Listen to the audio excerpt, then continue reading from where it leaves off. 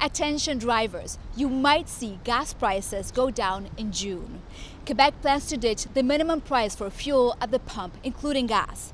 The CAQ government hopes to stimulate competition by allowing stations to sell at a loss if they want to and help consumers save money. Having a price floor dates back to the 1990s. It was meant to prevent big fuel companies from undercutting independent gas stations. The province says it's not working. But will this actually save you money at the pump? I think it will be true in the short run. This professor says large companies will be able to cut prices. The problem is that in the longer run, some gas stations will have to close because they won't be able to compete if there are price wars.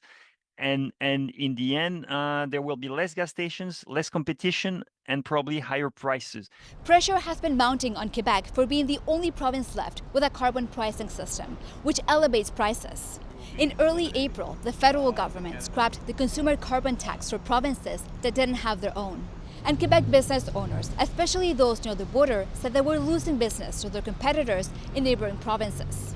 I think it's more a political announcement to let Quebecers think that the Quebec government is doing something.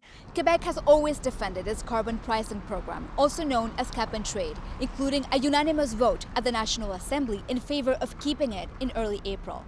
But a spokesperson for the Quebec economy minister told CBC News that the province is open to reviewing it after the federal election. Environmental groups believe that getting rid of it or the price floor would be detrimental in the long term because they push people away from cars and towards alternatives. Let's remember as well that our gas comes from outside the province, and most of our cars come from across the border, while investments in public transit does support the local economy. For the price floor to be abolished, the province still has to amend the law and get it adopted at the National Assembly. The province expects the changes to be in place by early June.